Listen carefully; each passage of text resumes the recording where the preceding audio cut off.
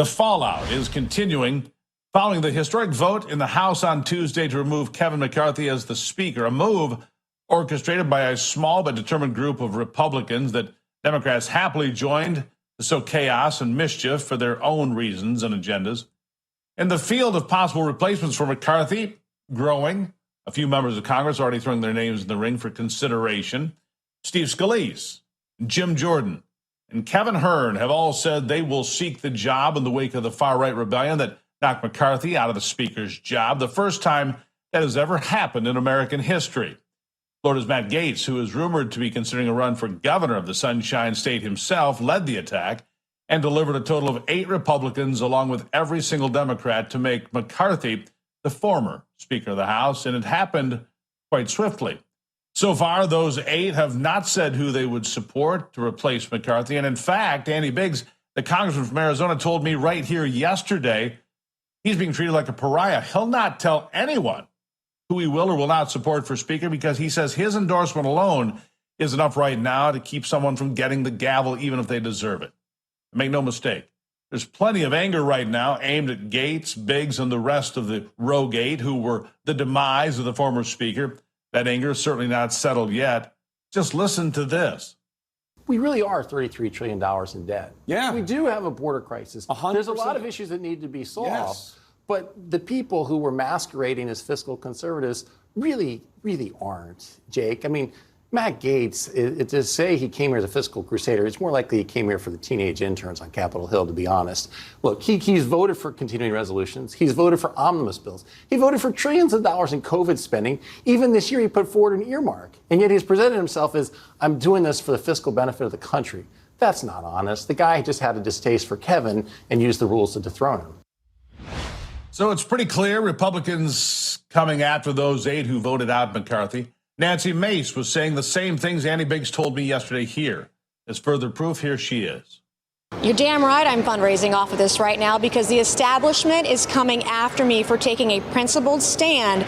We need to have a budget. We said we would have a budget. We need to have 12 separate up or down spending bills. We promised the American people that we would do that. We did not do it. And now people are coming after me for taking a principled stand. And Kevin he broke a lot of promises to our conference. He would tell conservatives one thing, moderates another, and Democrats something else. That is not the way to lead our country today.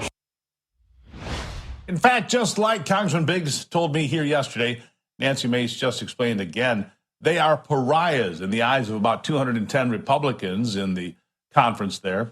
But the GOP will need those 8 votes going forward, so I'm guessing this too shall pass. After all, it's politics.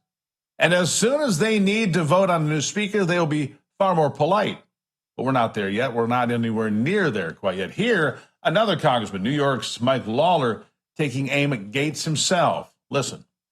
Oh, I think he should be expelled from the conference, no question. He violated the conference rules by bringing the motion to vacate forward without a majority of the majority and teamed up with 208 Democrats to remove a duly elected House Republican speaker.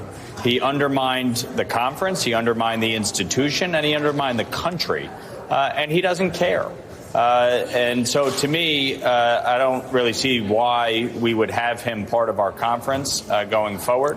It's clear he's not somebody who's willing to work within the conference and wants to associate himself more with House Democrats to remove a Republican speaker. So I certainly believe that he should be removed from conference. So this is the kind of conversations that are being held by Republicans on Capitol Hill currently. Lawler, by the way, went further, claiming that Kevin McCarthy was the GOP's best player on Capitol Hill, to put it in sports terms. I'm not sure many people agree with that, but here's what he said on the matter. I think, unfortunately, some of them were useful idiots in this crusade on Matt Gaetz's part. It was petty, it was personal, and it really, again, undermined the conference and the institution. Look, voters elected a House Republican majority to govern the House, to serve as a check and balance on the reckless spending of the Biden administration, $5 trillion in new spending in 2 years, totally unsustainable. And they wanted us to do something about the border.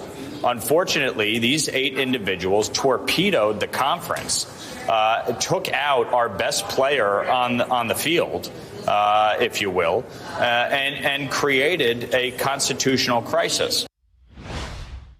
I don't think that's a constitutional crisis. So is all of that true? Obviously not.